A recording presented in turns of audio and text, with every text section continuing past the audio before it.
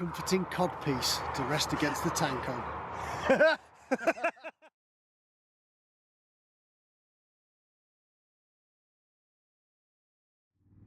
So welcome to another RiderCamTV video, and today we're out on the Honda Africa Twin.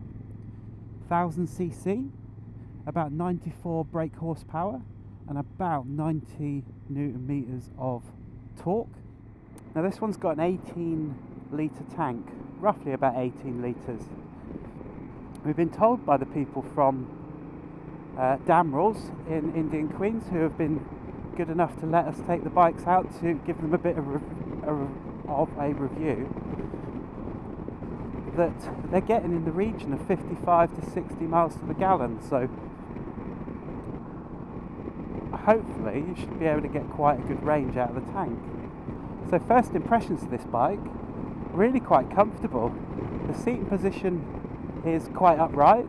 I do feel that I'm a little bit forward, but that's not surprising on one of these bikes. I do feel that my arms are stretched quite a long way actually from where I'm sat to be controlling the steering. But Honda, they've always been renowned for making amazing machines. Just the attention to detail, like if you put your hand in behind certain bits of the engine that they're smooth, they haven't thought out of sight, out of mind. And their build quality is really good. I do think that the visibility of the bike is really quite good. Those wing mirrors are giving me really good visibility all around. With that screen I'm getting a little bit of buffering on my helmet, but not too much, certainly not enough to cause me an issue. The dashboard is quite dull. That's the first impression that I get. It's quite dull, not only in the fact that the colours, there's not really colours. I'm sure you can make things brighter or dimmer depending on your preference, but it just looks a little bit dull. However, having said that, it has got all of the information that you need in front of you. Handlebars are a good distance apart, a little bit wider than my shoulders, but it's given me a good feeling that I've got good control of the bike. Now this is the first bike that I've ridden that has a front wheel which is 21 inches and an 18-inch rear wheel. And looking at the front tyre, they are really quite thin, but it seems to ride and handle really quite well. Now despite it only having about 90 brake horsepower, it's surprisingly agile and surprisingly punchy. I do find that my feet are perfectly placed. My knees and my hips aren't bent out of all shape. It's really quite a comfortable position to be in, and I'm not fishing around with my feet to find the brake or the gear shifter. So the controls on the handlebars are really quite nice.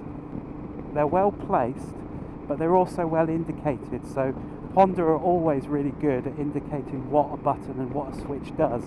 Now looking at the dials at the front, now I know that I've got my GoPro probably in the way of the bottom of the screen for me to be able to see, but I do find it quite strange that we've got these brake pipes and all those pipes and things all in the way, which is kind of taking away some of the view of the bottom of the screen. Now this is a really thin bike and it's a really light bike. It's about 236 kilos and that's a curb weight, but it's really flickable. It really is quite flickable. So we're going to find some twisties and see what we can feel. Now the suspension's got a longer travel because it's primarily made so that it can do everything, with the emphasis on being taken off-road. The travel of the suspension is really quite a lot further, and it's given me really quite a comfortable ride. I don't feel like I'm being bumped about like on some bikes where they've got really hard suspension. The suspension's really quite nice. The brakes are quite nice and responsive, and you can chuck it round into the corners really quite easily. It's quite responsive on the corners as well. I can feel that the power is coming in just as I need it, just at the right time. giving me that confidence that I could get out of trouble if I needed to. And the sound, it makes a beautiful sound. Now, just looking at the front of the dashboard actually, it looks as though changing bulbs and things won't be an issue because there's massive circles just down there, and I would have presumed to enable you to change the bulbs relatively easily. Now, the one thing that is striking about this bike is the colour. The red, white and black, really, really quite nice, and it makes the bike look something special. And I can see why there's been so many people raving about this actually.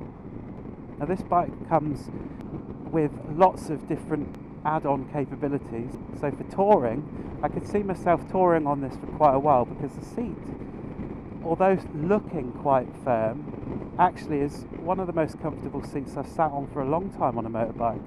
For me, because this bike is so thin, I can get out and get a better view of the road ahead by getting almost right on the white line and knowing that I'm not going to disadvantage anybody at all, which is quite a nice feeling actually, because on my bike I've got big boxes and I've always got to be mindful of the width of my bike as well. But this, it seems a very manageable width of bike, a very easy to manoeuvre bike, and that's given me quite a lot of confidence that it's quite a nice bike and an easy bike to control. And in fourth seems to be quite a nice sweet spot for these corners, giving me the torque to pull away and the horsepower, but also it's got some engine braking as well, which means I haven't got to keep hitting brakes. The engine braking is really quite good actually, and it's somewhere to be on par with the boxer engines on the BMWs. And one thing I'm surprised about is I'm not getting any feedback or any vibrations on the handlebars at all. And I guess that you could attribute that to the fact that Honda have got tried and tested methods of making exceptionally great engineering products. When you come to brake, I think it'll take a bit of getting used to, with the fact that the bike does dive quite a bit because of that continuation in the travel, or that extended travel on the suspension. But it's certainly a comfortable bike. It feels very accomplished.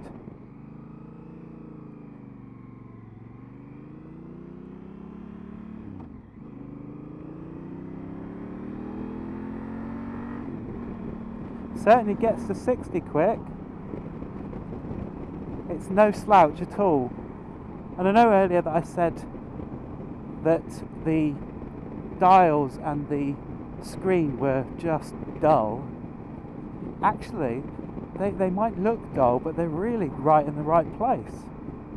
I know what gear I'm in, I know what time it is, I know how many miles I've done, how much fuel I've got left, what my rev counter's doing.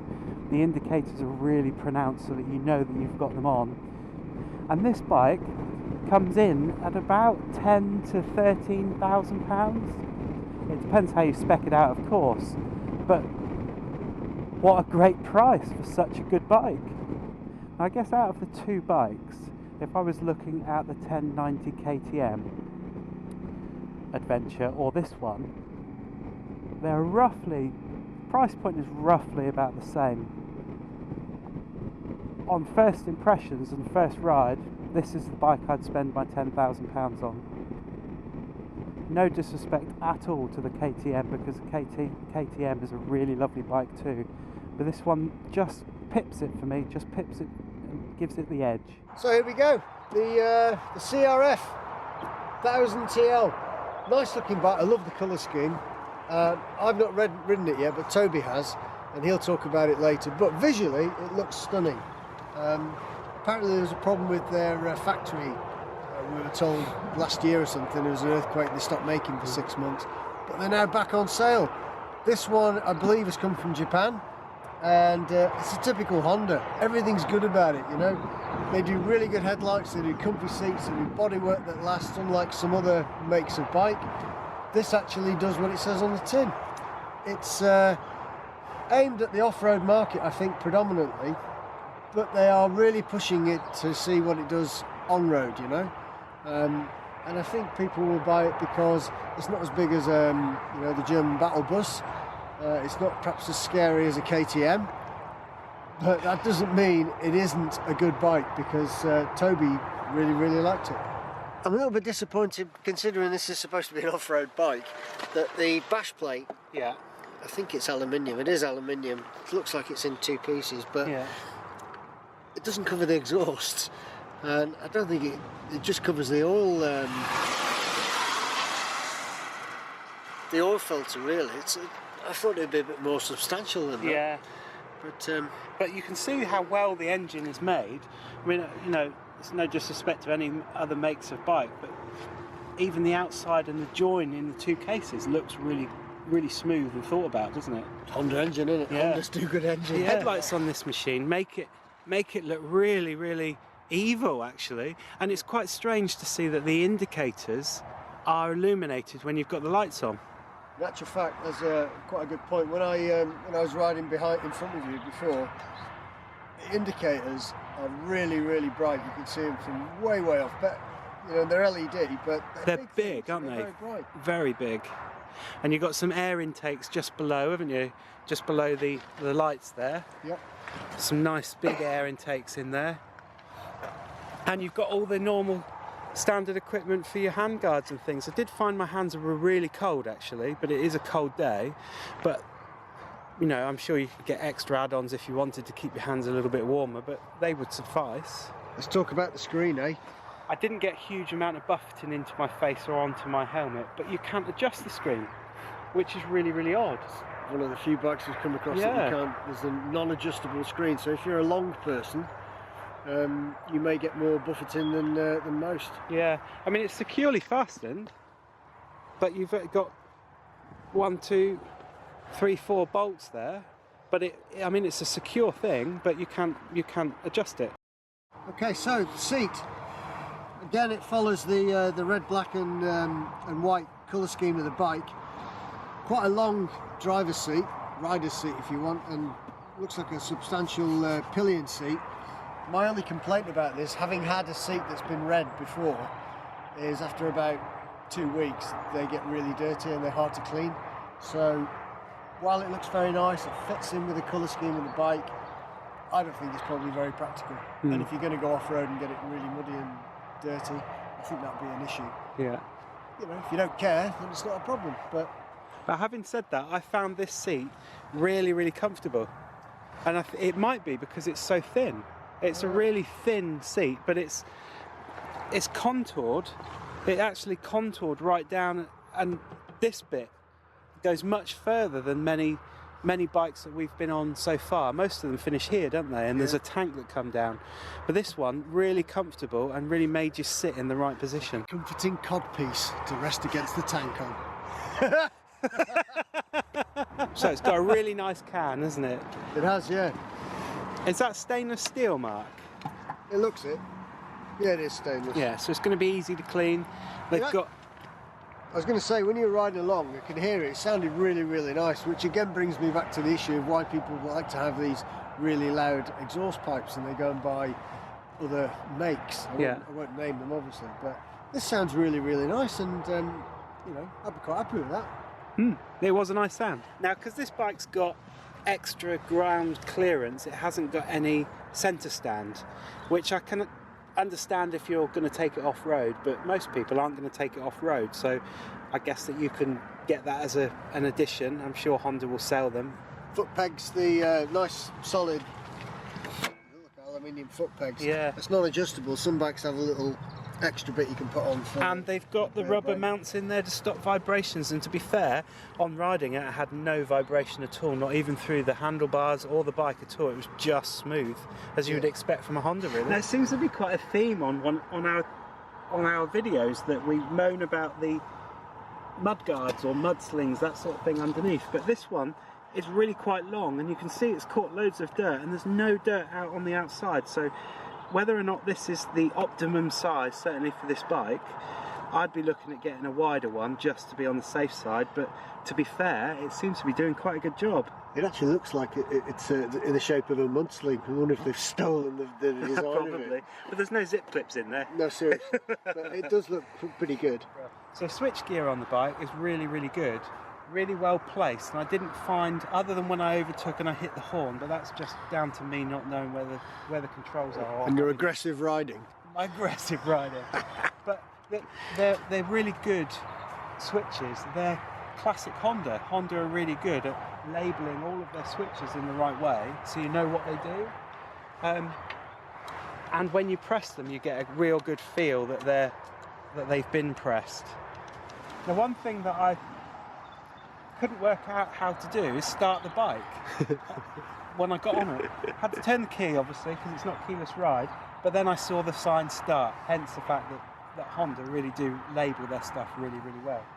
So you're saying is idiot bike riders won't spot that immediately? Yeah, that's me. And from the seating position, the instruments, I know I said earlier on the video that they're dull, and I mean that they're just dull, they don't excite you, or excite me, because they're not flashing and they're not whizzy like the KTM 1290 Adventure Super S, but it's got everything you need. And when you use the indicators, you've got a real clear indication from that flash that they're actually on. Some bikes are tiny, tiny little indicators, so you know that you've got them on. And it kind of looks as though there's just nothing around. The screen is tiny, but does a really good job. And overall, I think it's really quite a nice bike. And I noticed underneath the dashboard there that you've got really good access to the headlights. Yeah, and they're just covered by rubber bungs that you just turn, but I can get my whole hand in there, and that's unheard of. Certainly with the RTs that I've had and the GSs, you've really got to clamber in to get the bulbs changed. But these look really quite simple and easy to do. Also, something to do with the I don't think this is fly-by-wire accelerator and that. So you notice that there's big cables that are coming out of the gear there, and they actually get in the way of the screen. When the bloke Colin was explaining to us how the bike works before he took it out, it was very obvious that he had to pull those out of the way to explain the screen to us, which I think is quite sad, really. Well, it's quite poor, isn't it? Really? Yeah. But if it's an adventure bike and you're off-road, I guess you're going to be stood up and they're not going to be in the way. Yeah. Perhaps that's what they're thinking of, I don't know. Oh, it's got a knobby thing. A knobby thing for adjusting the suspension. That you can adjust it so... Or maybe it's a tap. No, what is it? I thought it said hot and cold. It's high and low, preload. So you can change your preload on there on the fly, which is really, really good. We've had lots of comments about us not liking chains, and the reason we don't like chains is because we're very, very lazy. We like to get on a bike and ride it, and lots of people love chains.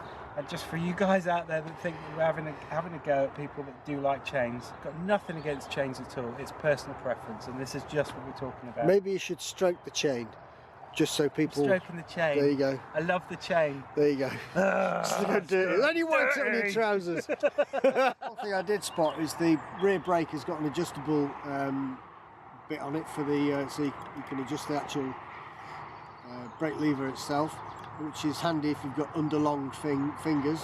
You've got prehensile toes and fingers. But on the clutch side, it's not adjustable, which, I don't know, maybe I'm a bit stupid, but I thought you'd have had one on each side so you could adjust it, because typically the human body has fingers the same length on both hands, in my experience. So I find that a bit strange. As the bike hasn't got a centre stand as standard, and we don't know if you can get one fitted by Honda, but probably, the side stand on it is pretty substantial. We've seen bikes that have just had almost like a straw as a side stand, but this looks really, really substantial. The bike feels comfortable sat on it. Right, that's our video finished. If you liked it, give us a big thumbs up. Toby knows all about the subscriptions and things like that, so he'll tell us. Hit that subscription button, which is just down there, and the bell button as well, so that you'll be alerted when we've released a new video. See, I knew there was finger pointing somewhere. Yeah, and yeah, we'll catch you in the next one.